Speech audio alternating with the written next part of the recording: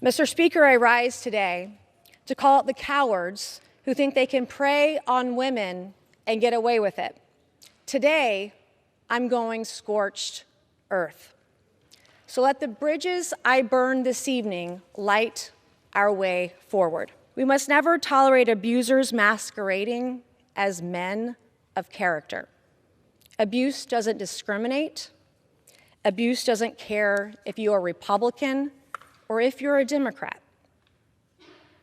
Abuse doesn't care who you are or where you come from or how strong you are or what title you hold.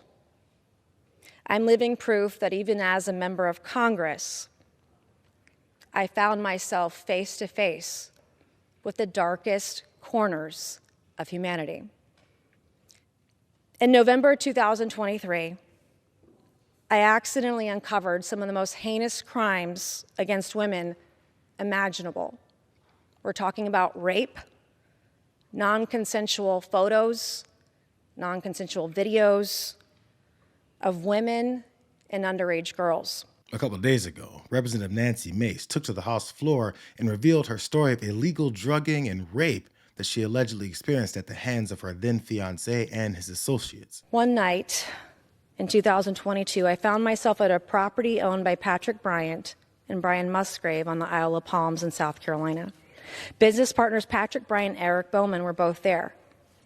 I was served 2 small vodka sodas, like this glass right here, 2 small vodka sodas, like anyone would have at their neighborhood restaurant. A short time later, I blacked out. I have never blacked out after having a vodka soda or any adult beverage ever in my life. It's never happened. But I know who has. The women raped on those tapes that I saw, the women raped that I spoke to over the course of the last year. The stories of these women were all too familiar. Now I know why.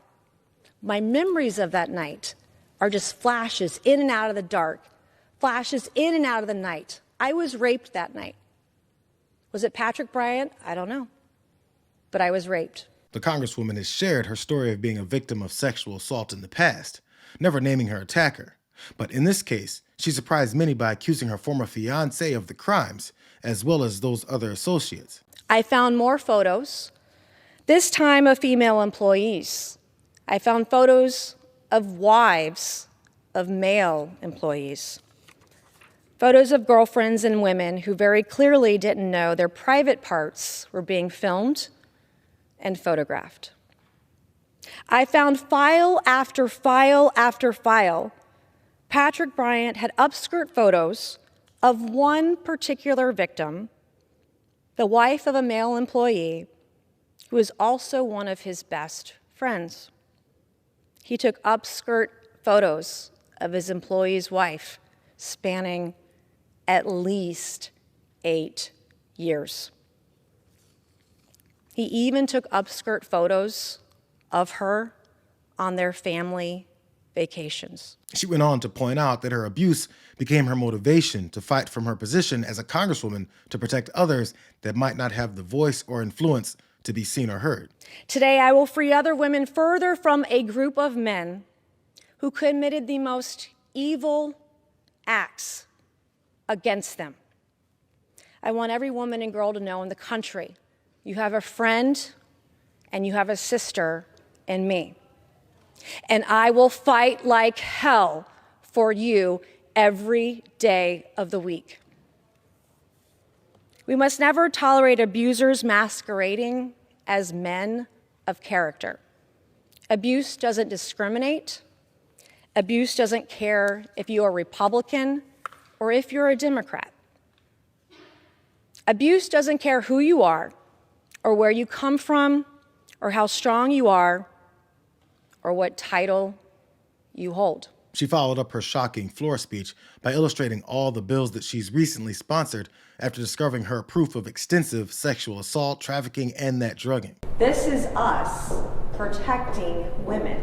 Here are 12 of the bills that I mentioned on the floor last night in my speech Since my horrific trauma that I uncovered 14 months ago, I've been working on legislation to protect women and girls. So the Sue Boyers Act, the Stop Boyers Act, Stop Deepfakes, Violence Against Women by Illegal Aliens, the Safe Shelters Act, Rape Shield Act, Enhancement Act, Stop the Invasion of Women's Spaces Act, Protecting Women's Private Spaces Act, the Prison Rape Prevention Act, the Banish Act, Stop Revenge Porn, and the Bathroom Bill. All things I've been working on to protect women and girls over the last 14 months because of what I uncovered as a victim and what I uncovered about other victims and the horrific abuse they suffered. But her sights weren't only set on her former fiancé and his associates. She went on to condemn the entire system that for years has included law enforcement blowing off victims' claims of the same kinds of activity. These men didn't just harm their victims, they recorded their depravity as if it were a badge of honor. When I uncovered evidence of rape and the illegal filming of women and sex trafficking, I didn't just see victims.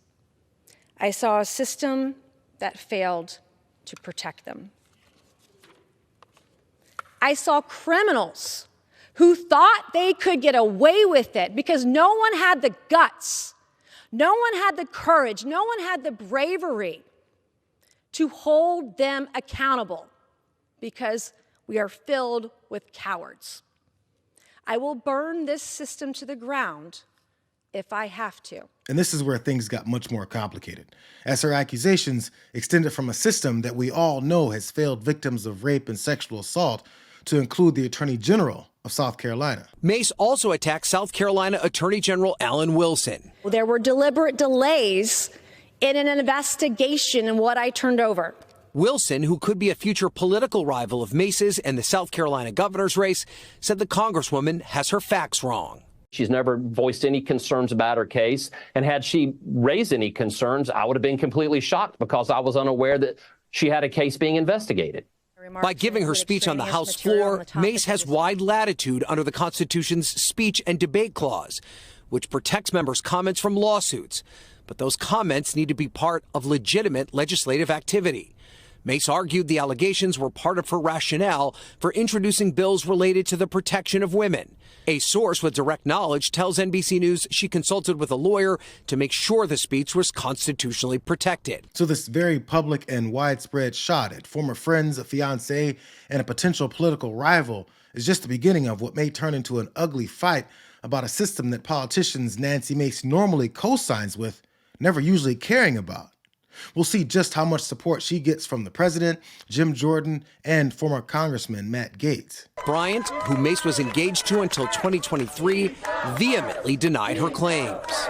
I categorically deny these allegations. I take this matter seriously and will cooperate fully with any necessary legal processes to clear my name. The other men named by Mace in the speech also forcefully denied the allegations and called them untrue. Of the 4 men Mace made accusations about on the House floor, only one is under active criminal investigation, her ex-fiance.